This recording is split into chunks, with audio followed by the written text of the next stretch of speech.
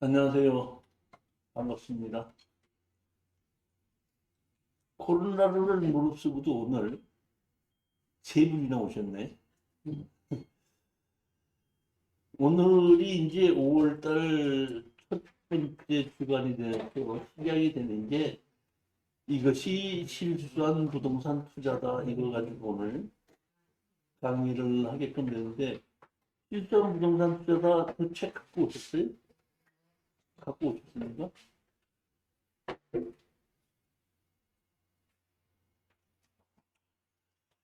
부동산을 가지고 제가 이 강의한 지가 지금 한 20여 년이 넘어갔는데 부동산을 투자해서 실수한 분들이 많이 있는데 실수하신 분들이 대부분 이렇게 얘기를 해요. 뭐 그 부동산이 사놓은 게 어디로 팝니까?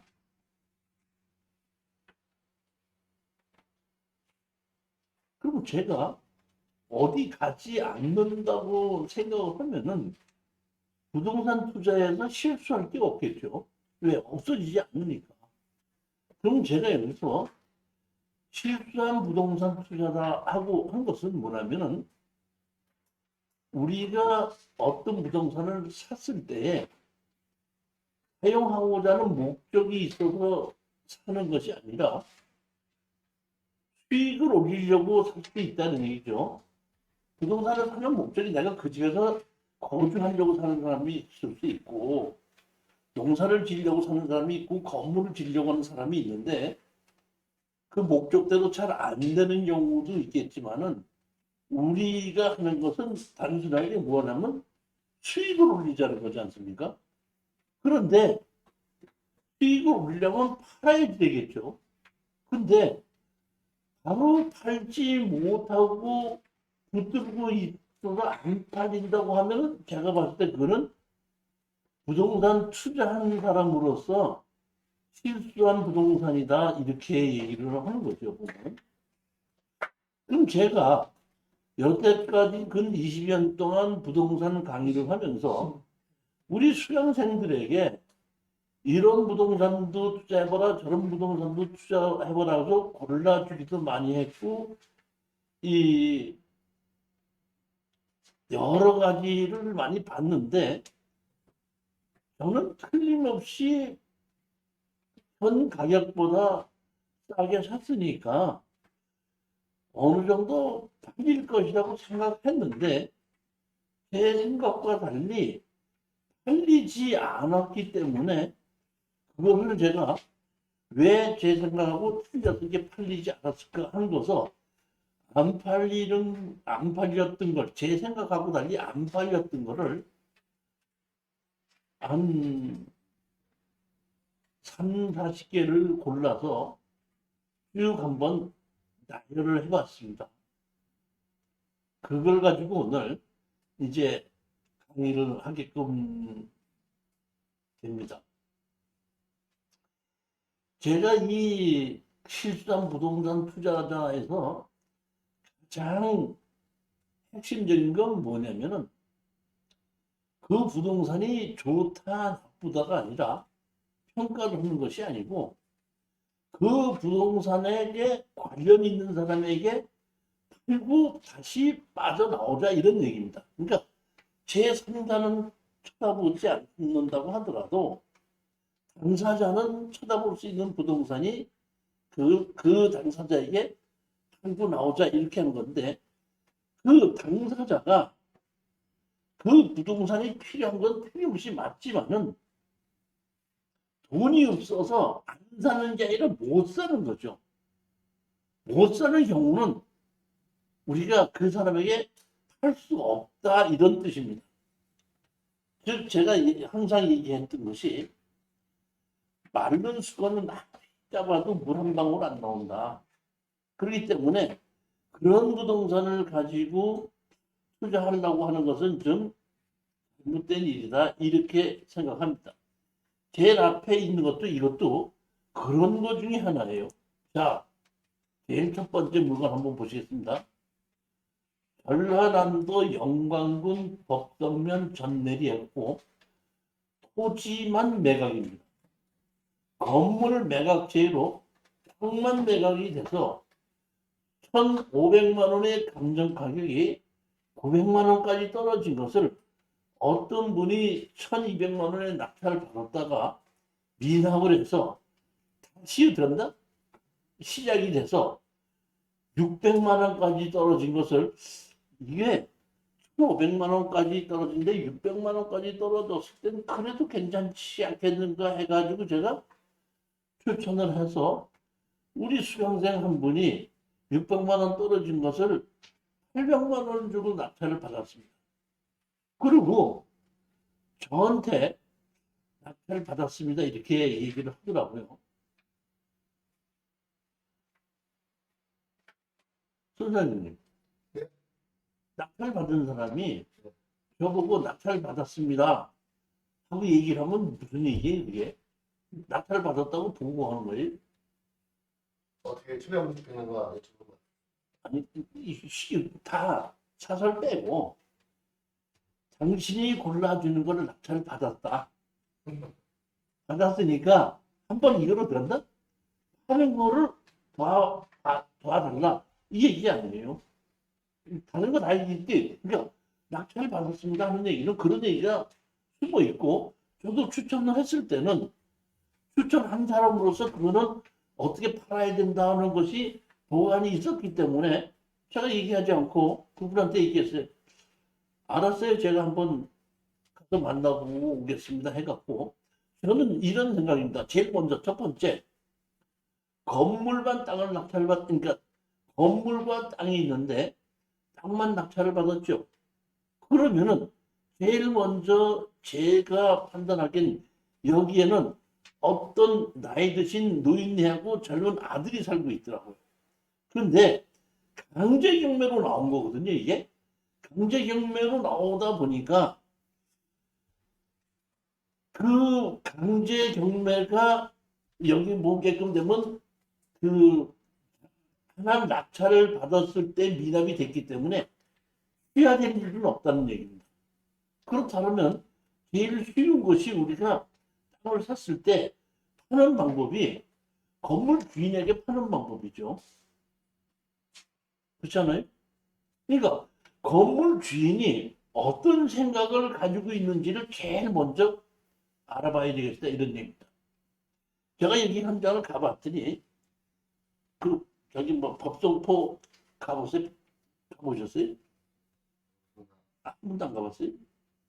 그 법성포 앞에 가면 굴비 파는 그 동네가 있고 음식점이 이렇게 있어요.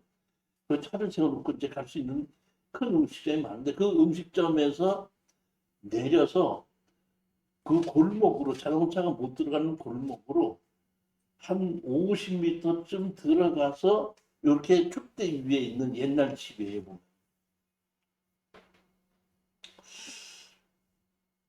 그 보고서는 제가 이거를 추천을 했었는데 저게 저한테 다 얘기를 하다 보니까 제가 이제 만나러 갔죠. 만나러 가서 계십니까? 했더니 어떤 남자 젊은 분이 문을 열고 어떻게 오셨습니까? 이렇게 저한테 물어보더라고요. 그래서 제가 얘기했죠. 이 땅만 낙찰받은 사람입니다. 그래서 한번 여기 계신 분하고 얘기 좀 하러 왔습니다. 그랬더니 아 그렇습니까? 어서 들어오십시오 그러더라고. 방으로 들어오니까 방으로 이제 들어오십시오. 거실로. 거실을 놓고 방은 하나가 있고 그 앞에 주방하고 같이 쓰고 있는 거실이에요. 글로 들어오십시오 그러더라고. 들어갔는데 제가 들어오십시오 하는 걸 보니까 그분도 경매로 진행된다는 걸 알고 있고 어떤 분이 낙찰을 받으면 받은 사람이 찾아올 거라고 생각하고 있고 기다리고 있더라고요. 그래서 들어가서 앉았죠. 앉았더니 항상 우리가 협상을 하러 갔을 때 내 생각을 상대편에게다 먼저 얘기를 하지 않고 상대편 생각을 먼저 듣는 것이 우선이거든요. 그냥 앉아갖고 아무 소리 안 하고 그냥 어떻게 하실 예정이십니까? 이렇게만 물어본 겁니다. 그러니까 내가 상대편에게 어떻게 하겠다는 얘기를 할 필요가 없어요. 어떻게 하실 예정이십니까? 그랬더니 그분이 이제 저한테 말을 하기 시작하는 거예요. 땅만 받으셨죠? 예, 그런데요. 이 건물 몇백만 원에 살 생각은 하지 마십시오. 몇백만 원 정도에 팔 마음 없습니다.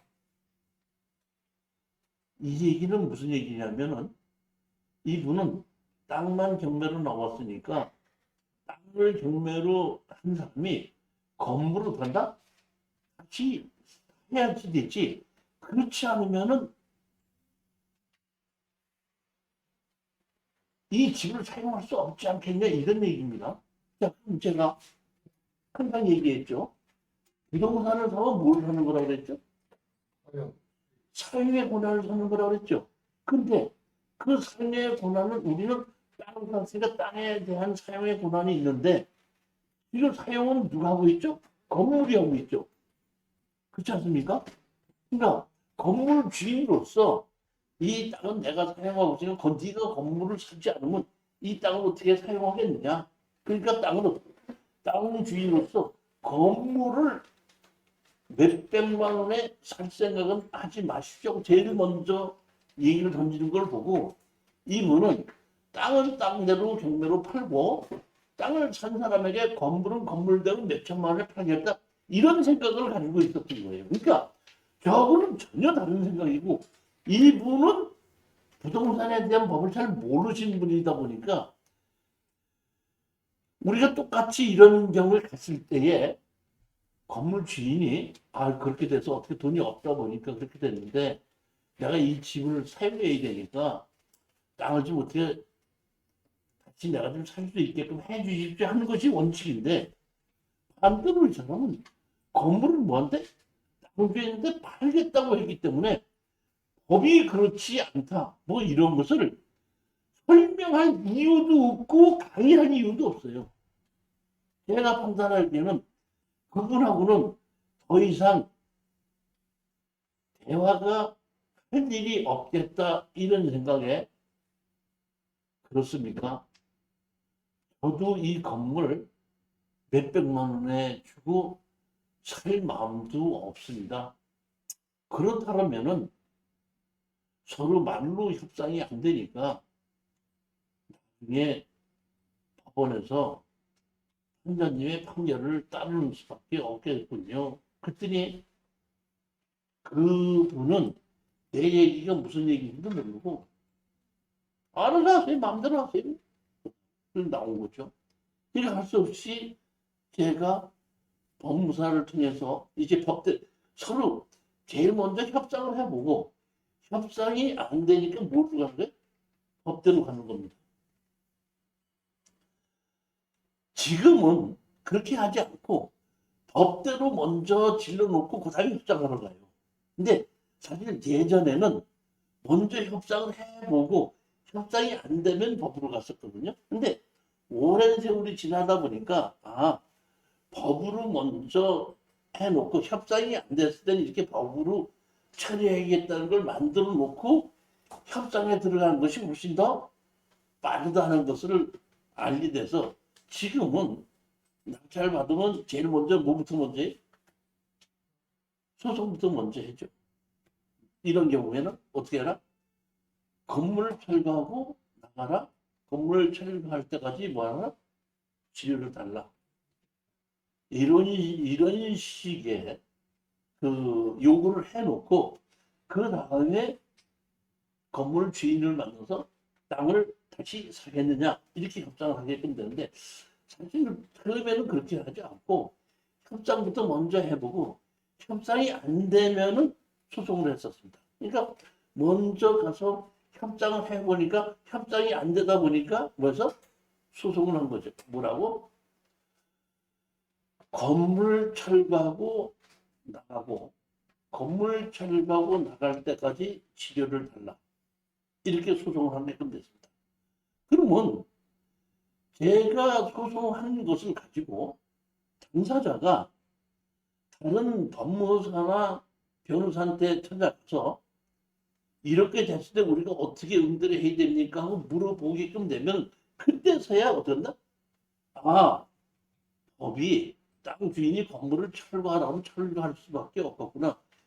건물 주인으로서 협상을 안 하면 시간을 끌어도 불리하구나 하는 것을 깨닫고 나면 이제 협상을 하고 시작하다 보니까 그렇게 먼저 했더니 소송을 하고 났더니 재판부에 에서 가는 걸 보면 송달은 됐는데 재판 날짜가 잡혔는데 나오지를 않아요. 그 다음에 상대편이 준비 서면 하나 내는 것이 없습니다.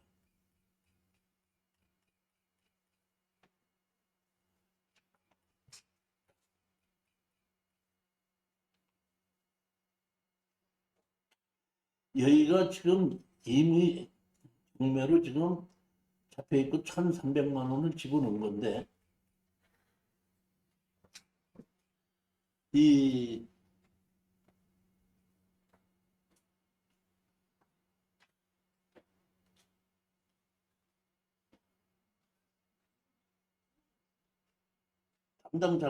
담당자가 아니라 이 그러니까 송달을 하고 다 보냈는데도 답변서도 내지 않고 나오지도 않은 겁니다.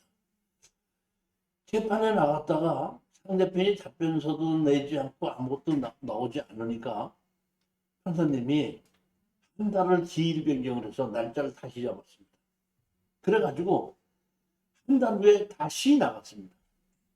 다시 나갔는데 그때도 그 상대편은 송달이 된 걸로는 나오는데 송달이 됐는데도 불구하고 답변서도 내지 않고 출두도 하지 않은 거예요. 그랬더니 판사님께서 그냥 뭐라고 하시냐면 다음번에 나오지 않으면은 그냥 원고 승 이런 식으로 판결을 내리겠습니다 이런 건데 제가 제일 어려운 것이 상대편이 답변서를 내고 나오게끔 되면 협상이 시작을 하게끔 되는데 아무것도 가진 게 별로 없는 사람들은 아무것도 없다. 네 맘대로 해라. 건물도 가져가고 아주 땅도 다 가져가라면 네 맘대로 해라. 하고 대꾸도 하지 않고 나오지도 않는 사람이 제일 힘든 겁니다. 그럼 예를 들어서 상대편이 나오지 않지 않습니까? 아, 너 우리가 건물 철거하고 지르내달라고 그랬죠. 그럼 판단이 판결을 뭐를 내리죠? 건물 철거하라고 내리죠. 그럼 우리는 건물을 철거한 비용을 상대편한테 청구할 수는 있는데 그 사람이 돈이 있어요, 없어요? 재산이 있어, 없어요? 그러면 받아낼 길이 있어요, 없어요? 그러면 우리가 실질적으로 이 땅을 사서 건물을 철거한다고 해서 우리한테 금전적으로 이득이 되는 게 있습니까, 없습니까? 제일 우리가 약점이 그런 데 있는 거고 그랬을 때에 혜택이 별로 없는 겁니다. 그러니까 건물 상태가 상당히 나쁘고 건물을 가지고 있는 사람이 경제력이 약한 사람이라고 그러면은 제가 판단하기 지금 그런다? 낙찰받지 말아야 된다는 것이 제 아주 뼈저리게 느꼈던 사건 중에 하나가 이거예요. 지금은 초창기에는 이때에는 판사님이 우리가 치료를 내놔라 그러면 치료를 뭐 연 7%를 달라 6%를 달라 그러면 무조건 어쩐다? 원고승에서 우리가 얘기한 대로 7% 주라 뭐 8% 주라고 그대로 판결을 내리는데 지금은 판사님에 따라서 나오지 않아도 건물을 철거를 할 수 있는데 치료 달라고? 그러면 치료감정 신청하십시오. 그러면 우리가 돈 100만 원을 들여 치료에 대한 감정을 또 하게끔 됩니다. 그럼 치료를 어떤다? 1년에 뭐 50만 원 내라. 아니 상대편이 줘야지 무슨 치료도 해도 돈을 내기도 하는 것이지 나 마음대로 하라고 할 때는 대책이 없는 거거든요. 근데 두 번째 재판 날짜에도 이분이 나오지 않더라고요. 근데 판사님께서 지료 감정을 신청하십시오 소리는 안 하시더라고요. 그냥 어디다 다음번에 판결을 내리겠습니다. 이렇게 했습니다. 그날 재판정에서 돌아오면서 그럼 한 달 있다가 판결을 내리면은 건물을 철거하라고 판결을 내릴 텐데 우리가 이기는 거니까 우리는 건물을 철거하고 치료를 달라고 그랬으니까 그리고 치료를 달라고 해서 판결문에서 치료를 얼마 주라고 우리는 얘기를 했어도 그 사람이 재산이 있어야지 치료를 받는 것이지 재산 없이는 치료를 받지도 못하는 거 아닙니까? 그래서 사실은 참 조금 난감했어요.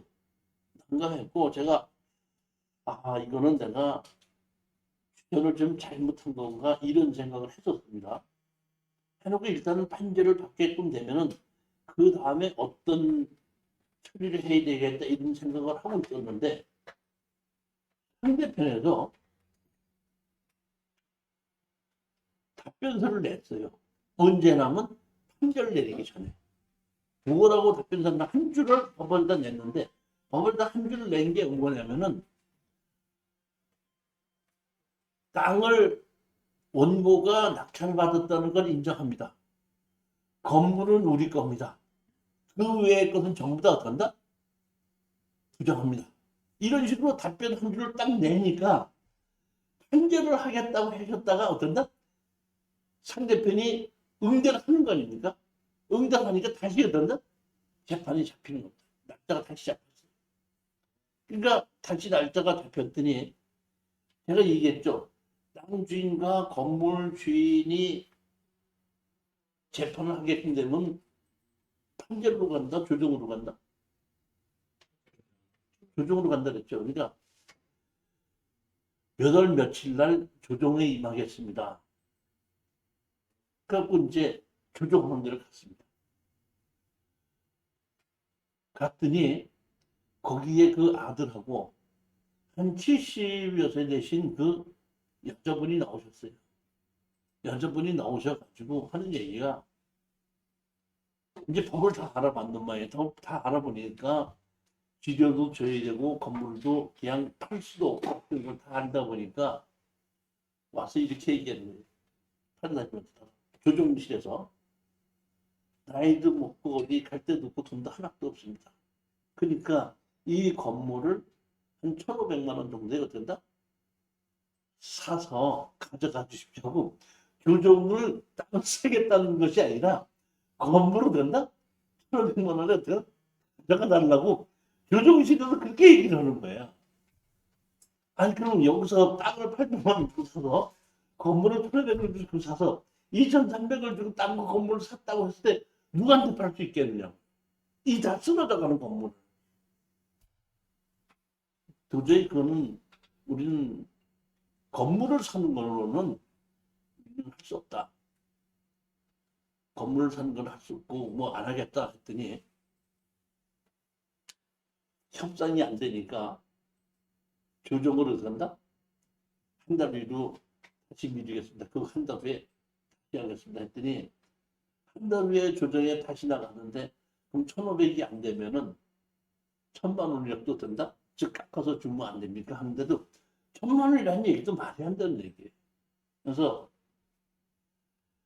이런 조정은 우리 하지 않겠다. 안 하겠다. 그러니까 더 이상 이런 식으로 조정하지 않으려면 참여를 안 하겠다. 이렇게 얘기를 했더니 거기에 있는 건물 주인을 내보내고 그러면 우리 땅 주인으로서 원하는 게 뭡니까? 아니 땅을 우리는 건물 주인한테 팔겠다. 근데 건물 주인이 돈이 없다지 않느냐? 없으면 그냥 건물 청구하고 나가야 되는 것이지 우리 건물 여기서 주고 사고 싶은 마음은 하나도 없다. 그럼 땅을 얼마에 팔겠으면 좋겠느냐 하다 보니까 이제 그럼 감정가로 팔겠습니다 이렇게 되는 거죠. 그랬더니 우리 저기 뭐야? 우리를 내보내고 난 다음에 다시 건물 주인들하고 불러서 상담을 하더니 그 건물 주인 내보내고 난 다음에 다시 우리한테 하는 얘기가 이렇게 얘기하는 겁니다. 건물 주인이 돈이 없답니다. 돈이 없다니까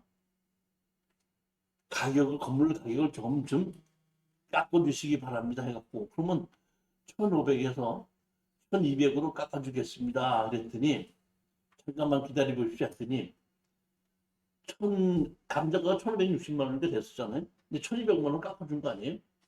깎아줬더니 이제 이 조정하신 분이 감자값도 훨씬 싸게 이렇게 준다고 하면은 건물 주인이 땅을 사야지. 그래갖고 같이 해서 제3자한테라도 팔아야 되는 것이 그렇지 않고 아무 진다 이게 얘기했다니까 할 수 없이 건물 주인이 그러면 땅을 사기는 사고 1,200만 원도 좋은 가격이긴 한데 우리가 어떻게 한다?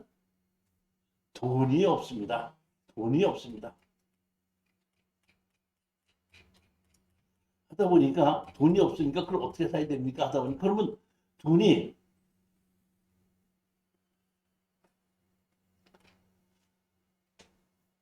돈이 없습니다. 그러니까 하다 보니까 그러면 더 깎아달라고 해서 1,000만 원까지 깎아주는 걸로 하고 그럼 1,000만 원까지 깎아줬는데도 상대편이 돈이 없다고 하니까 할 수 없이 그 조정하시는 분이 그 사람들한테 얘기를 해가지고 그럼 돈이 얼마 있냐 했더니 일단은 500만 원은 자기네들이 지급을 하겠다.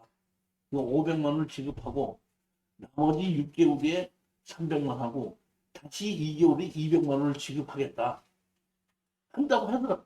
했는데 우리가 이 협상을 받아들이지 않고서는 더 이상 우리가 이 건물을 허문다고 해도 실질적으로 보다 보니까 이득이 없고 제가 제일 아쉬웠던 점이 뭐냐면은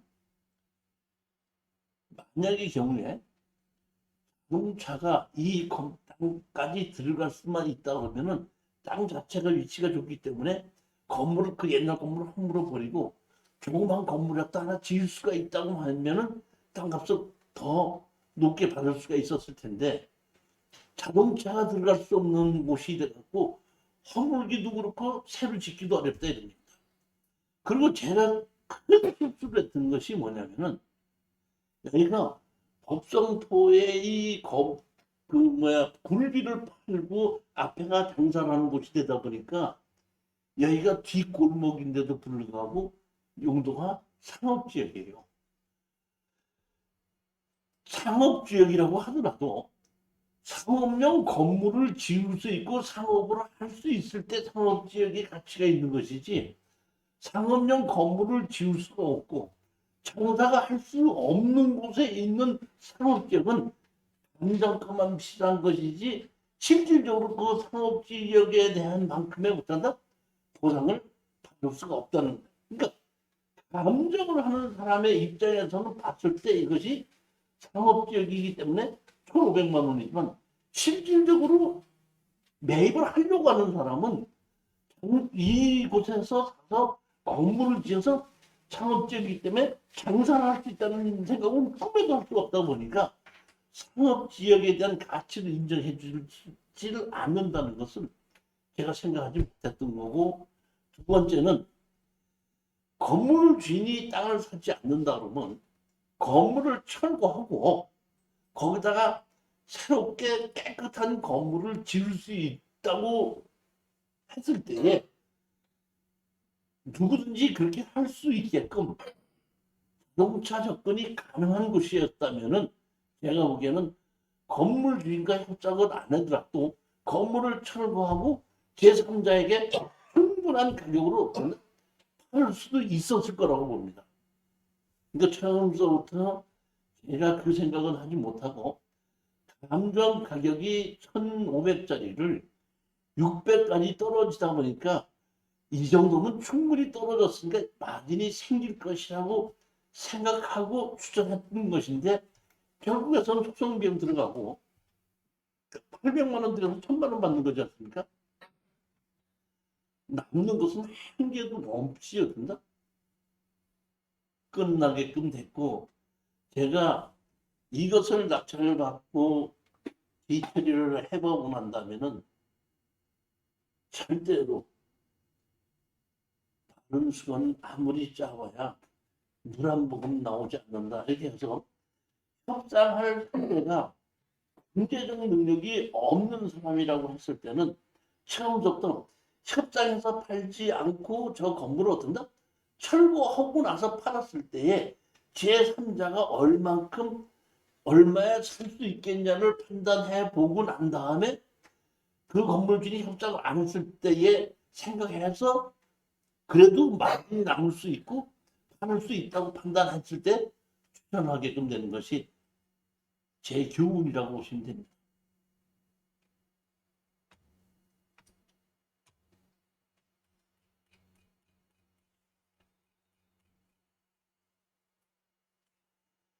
여기 앞에 보시면 이 항공사진 보면 이 앞에가 이 저기 뭐야 이 법정표 이게 건물이 있고 상업이 있어서 여기 주차를 시키고 여기 뭐야 그 뭐 굴비 정식 뭐 이렇게 팔고 뭐 이렇게 하는 곳이 맞긴 맞는데 거기서부터 어떤데 이렇게 어떤다 뒷골목으로 이렇게 여기 뒷골목 자동차가 못 들어 뒷골목이 되다 보니까 이 뒷골목에서는 장사를 할 수도 없고 자동차가 들어갈 수도 없고 건물을 새로 질 수도 없고 사실을 보게끔 되면 건물 주인이 협상에 응하지 않다 보니까 다른 대책이 없더라는 거죠.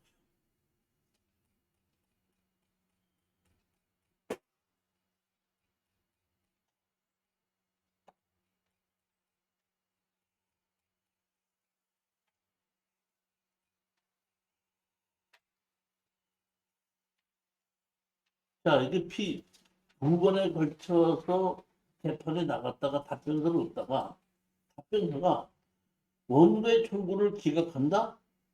소송비하고 뭔가 표현한다는 판결을 감사히 이가 한 장만 답변서를 넣어도 변론이 제기가 된다는 겁니다.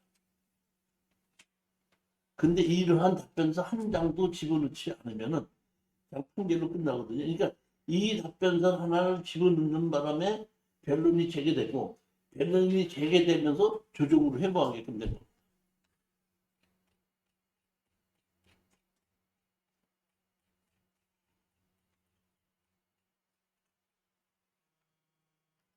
여기 조정조서 한번 읽어보고 넘어가겠습니다. 피고는 원고에게 1,000만 원을 지급하라. 그러니까 1,500짜리 우리가 1,000만 원을 지급하고 2017년에 500만 원, 5월 10일에 300만 원, 그 위에 든다 200만 원을 지급하라. 가장 핵심적이었던 것이 다음 날서부터 지금까지 얼마? 15% 비율로 계산한 진행을 가산한다. 근데 먼저 번에 이거를 집어넣지 않아가지고 여기에 판결문 난 것이 어떤다?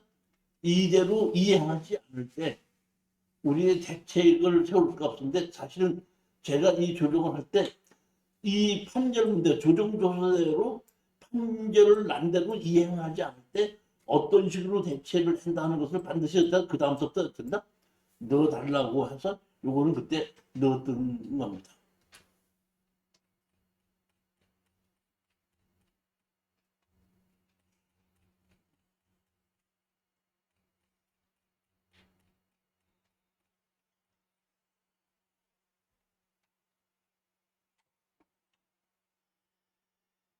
2016 타경 30028 강원도 삼척시 원덕읍 모금리 이렇게 되는데 여기에 이게 삼척이 있는 곳이 여기가 이제 이 당시가 원자력 발전소가 들어온다고 했을 때의 그 근처 땅입니다. 근처 땅이 토지 지분 매각으로 나왔는데 여기 보시겠죠. 근데 여기 보면 여기 이렇게 건물이 있는데 여기에 있는 건물이 있는 거에 토지 지분도 나오고 그 옆에 있는 땅은 건물이 없는 땅에 토지 지분만 나온 곳이 있습니다. 근데 여기 보면 물건 번호 1번, 2번으로 돼 있지 않습니까? 여기? 그러니까 물건 번호 1번, 2번을 제가 다 추천을 했는데 여기 있는 건물이 있는 물건 번호 1번은 다른 사람들이 낙찰을 받아 가지고 갔고 우리가 보면 건물이 없는 땅 지분에 는 우리가 낙찰을 받은 겁니다. 그러니까 누군지 몰라도 상대편에서 건물이 있는 땅 지분을 받아갔기 때문에 그 건물 주인하고 협상하기가 좀 쉬웠을 것 같은데 우리는 건물이 없는 땅 지분을 낙찰을 받았기 때문에 거기에 다른 사람 땅 지분권자들은 똑같이 지분으로 같이 갖고 있기 때문에 그 땅 지분을 사겠다고 협상하러 오는 사람은 없습니다. 따라서 우리는 이렇게 땅 지분을 낙찰을 받았을 때는 두 번, 세 번, 49%까지 떨어졌을 때에 50%나 55%에 사서 다 팔아서 나누자고 했을 때에 80% 정도에는 팔릴 수 있는 좋은 위치에 있는 땅. 다시 말하면 상업지역에 대로변에 있는 땅, 건물이 있는 땅은 경매로 팔았을 때 마진으로 든다? 배당으로 받아도 남을 수 있는 땅을 우리가 입찰에 들어가야 되는 건데 1번, 2번 다 들어갔는데 1번은 건물이 있는 땅은 다른 사람이 낙찰을 받고 2번만 건물이 없는 땅만 우리가 지분으로 낙찰을 받았습니다. 지분으로 낙찰을 받다 보니까 이게 이제 여러 명이 공동으로 갖고 있다가 지분이 좀 컸다가 이렇게 잘라졌던 것 같아요. 할 수 없이 뭐를 했냐면 땅을 여기 보면 아까 우리 물어보면 1번은 여기 건물이 있던 거고 여기는 뭐야? 건물이 없는 땅이고 여기는 계획도로만 있는 땅이 여기 지분으로 이제 낙찰을 받는 겁니다. 낙찰을 받아가지고 협상을 할 사람이 없다 보니까 지분권자들을 상대로 다 팔아서 현금으로 나누어 주십시오. 자, 제가 부동산을 사면 무슨 권한을 산다 그랬죠? 사용, 사용 권한. 그 다음에 수입, 처분의 권한, 처분의 권한. 그 다음에 처분의 권한을 하기 위해서는 어떤다? 분할을 해달라는 권한이 있다. 잘라달라고. 지분으로 샀을 때. 그러면 이것을 어떤다? 잘라달라고 했을 때 현물로 분할을 할 수도 있는데 현물로 분할을 했을 때는 너무 작은 땅이고 금액이 작아지기 때문에 제가 분할해달라고 했을 때 현물로 분할하기 어려울 때는 판사님이 뭘로 분할한다 그랬죠? 다 팔아서 현금 분할한다 그랬죠? 그러니까 어떻게 했다? 평수가 작다 보니까 다 팔아서 현금으로 분할해 주십시오 한 요구를 했습니다. 그럼 그냥 다 팔아서 경매로 나오게끔 되면은 그냥 배당으로 조금 남으면 받아오겠다 이렇게 생각하고 크게 제가 문제 삼지를 않았습니다. 근데 여기 보면 지분권자가 이렇게 있죠. 근데 지분권자들이 여기 있는데 그 지분권자 중에 하나가 뭐도 있죠? 삼척시도 있죠. 삼척시도 이 지분을 갖고 있죠. 지분권자가 여러 명인데 삼척시도 한 명이 있었잖아요. 노가들이 갖고 있고 그다음에 문가, 박가, 삼척시, 손가 이렇게 여러 명이 같이 갖고 있는데 그 중에서 하나 삼척시도 갖고 있잖아요. 근데 아까도 보시다시피 삼척시에서는 이 땅을 가지고 뭐라 했죠? 도로를 만들려고 하면 수용을 해야 되겠죠. 수용을 하려고 할 때 삼척시가 지분을 갖고 있다 그러면은 도로를 만들기 훨씬 더 쉽겠죠.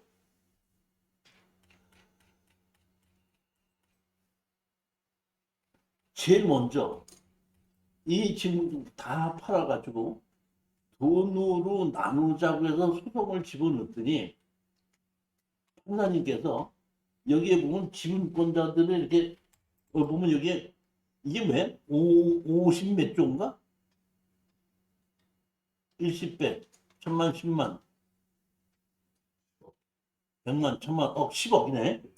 52억 분의 뭐 얼마 한 것을 저는 이거를 그냥 생각하지 않았거든요.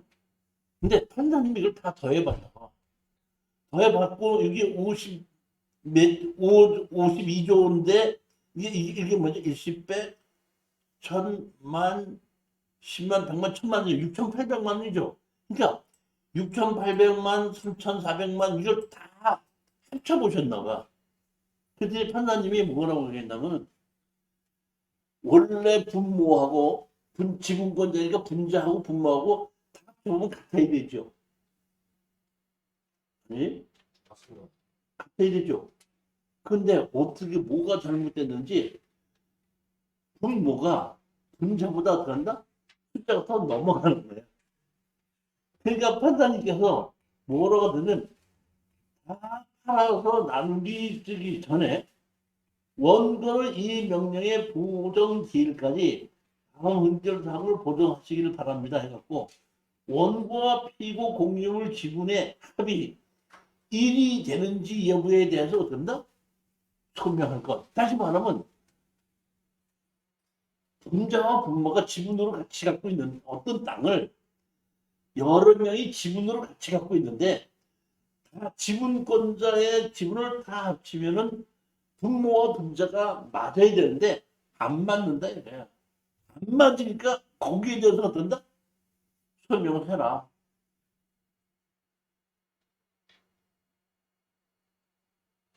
순사님, 나중에 이런 거 우리 지분 경매에 들어가더라도 분모와 분자가 다 같은지 다 더해봐야 됩니다.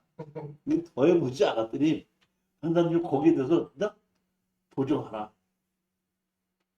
그러니까 만약에 이 보정에서 이것을 판단님께서 다 팔아서 현금으로 나누라고 판결을 내려주지 않으면 우리는 이 땅을 투자한 것에 대해서 회수할 방법이 없는 겁니다. 아까 실수한 부동산 투자의 가장 실수가 제일 큰 게 뭐라 그랬죠? 회수를 못하면. 회수를 못하면. 그러니까 대부분의 부동산 투자를 한 사람들이 실수를 해놓고 난 다음에 다시 말하면 회수를 못하게끔 회수할 수 없는 땅이 사놓고 난 다음에 하시는 말씀이 뭐 그 땅이 어땠나? 그 땅이 뭐 없어지나? 얼마 전에 삼척에 또 땅 나온 것을 보러 갔습니다. 현장에 다 보러 갔습니다. 또 우리 그 수강생 몇 분하고 현장 답사를 갔거든요. 근데 이제 거기 삼척에 살고 계신 분이 거기에 대한 가격을 좀 알으려고 제가 지금 저한테 강의 들은 분이기 때문에 연락을 해갖고 나와갖고 저녁에 한 접시를 이렇게 세 명, 네 명이서 먹으면서 어디 땅 경매로 나와서 반가격으로 떨어져서 사러 왔는데 그 땅 얼마로 갑니까? 했더니 그분이 회 한 접시를 한 점 먹고 소주 한 잔을 탁 드시고 나더니 거기 삼척 무슨 동 말씀하시는 겁니까? 예, 그렇습니다. 그랬더니 그분 하시는 말씀이 이렇게 얘기를 하더라고요. 그 땅은 한번 사면은 영원히 내 땅인지 다른 사람으로 바뀔 일이 없습니다. 그게 어떻게 시장부동산이냐. 그런 거 하게 되면 문제가 된다 이런 얘기죠.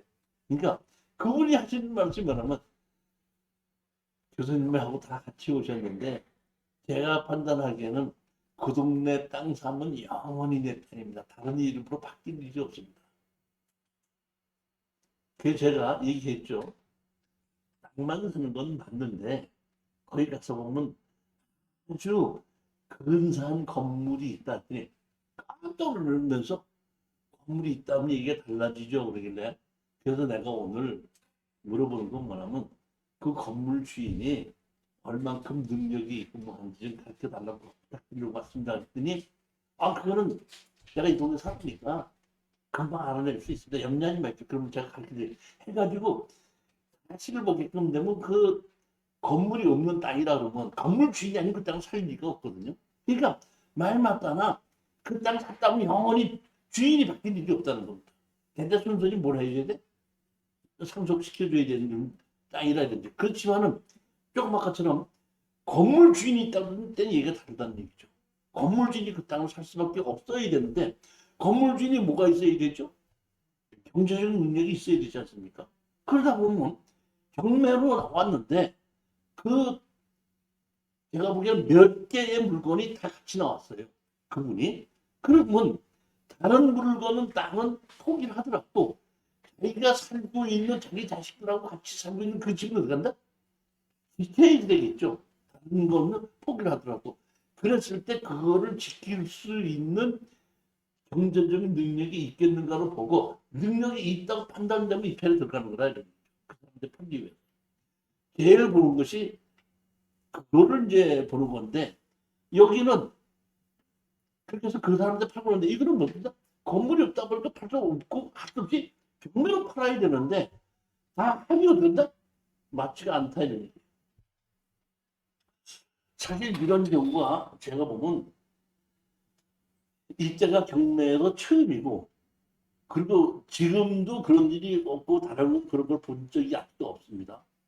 할 수 없이 이거를 가지고 우리 유정수 법무사하고 의논을 해봤죠. 의논을 해봤더니 한번 이렇게 주장을 해봅시다. 이렇게 주장을 해봅시다. 다시 말하면 다 팔아서 나누자고 하는 것에 대해서는 뭐 변함이 없고 다 팔아서 나누자고 했을 때 지분권자가 조금 틀렸을 때는 그건 우리가 어쩐다? 그 지분만큼 틀린 거를 양보를 해도 됐잖아요. 그러니까 다시 말하면 이거를 다 팔아서 현금으로 나눠달라는 것보다 팔아갖고 현금으로 나눌 때에 지분이 조금 틀린 거는 별개의 문제가 아니냐. 그러니까 나중에 거 다 팔아서 나눌 때는 그때 가서 얘기하고 지금 다 팔아서 현금으로 나눠달라고 하는 것은 어떤다? 해봐달라. 그대로. 그리고 이건 등기부 등본상에 이렇게 있는 건데 언제서부터 이게 틀렸는데 틀린 것 자체는 이 등기하는 직원의 실수로 요때 틀린 것 같다. 이렇게 저희들이 답변을 제출했더니 판사님께서 맞다. 그러면 그렇게 갑시다 해갖고 다 팔아서 현금으로 나눠라 하는 판결을 내려주셨습니다. 사실은. 그래서 저는 이제 이 고비를 넘겼구나 이렇게 생각을 했었는데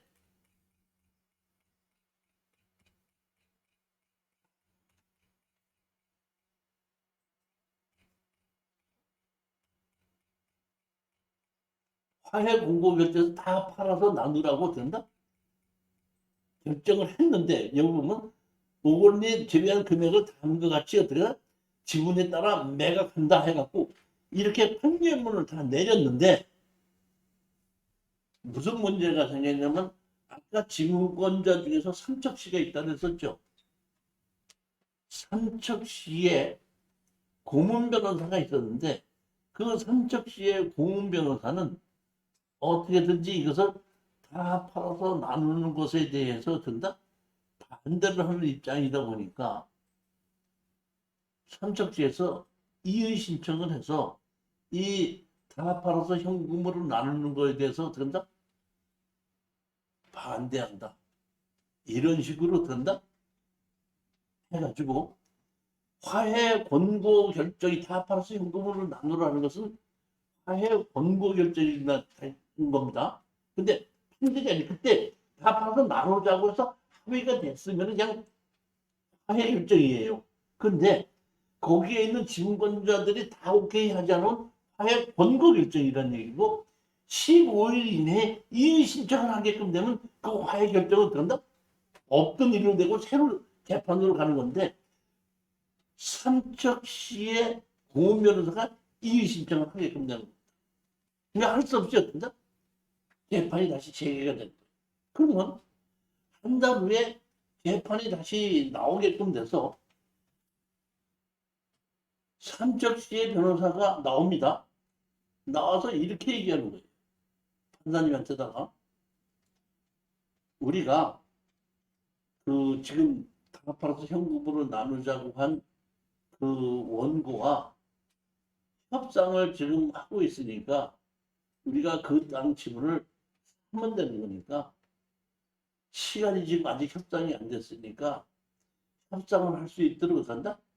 시간을 좀 더 주시기 바랍니다. 넉넉하게 주시기 바랍니다. 그랬더니 한 달 후가 아니라 3개월 후야.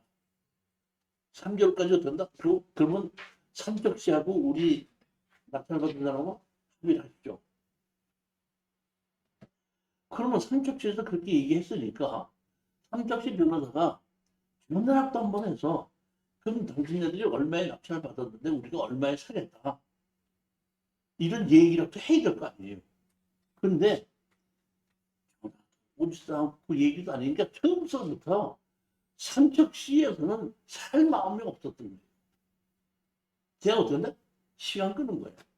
3년 후에 어떻게 한다? 전화도 끊어서 다시 나갔어.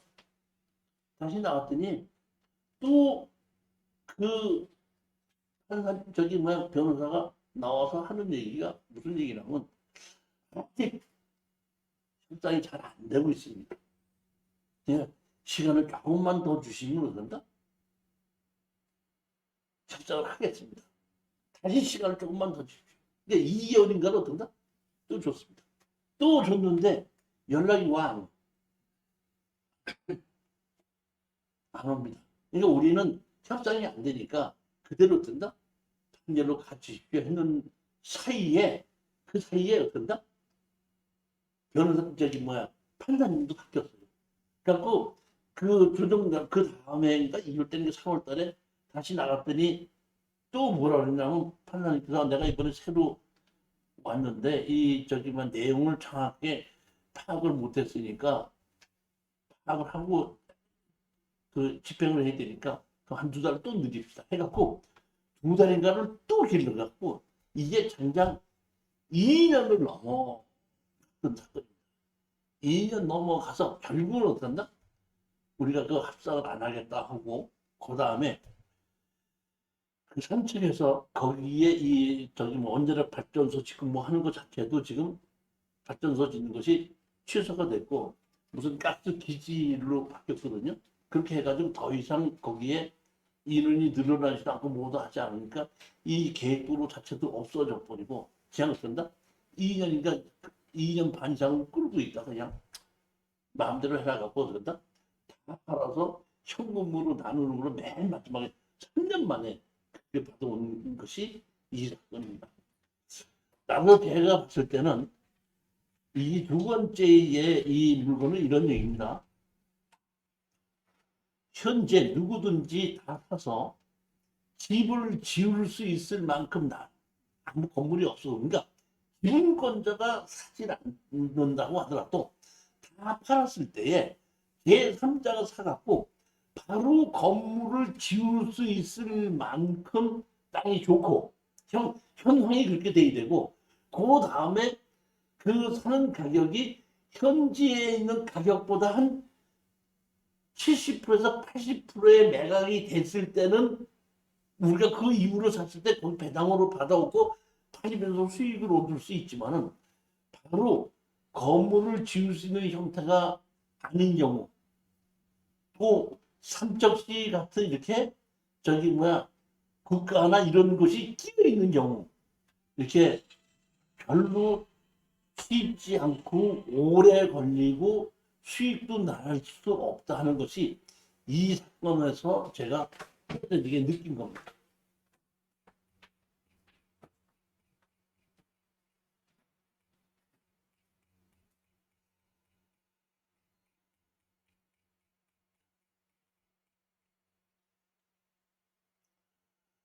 자, 세 번째, 이거는 10분 쉬었다가 하도록 하겠습니다.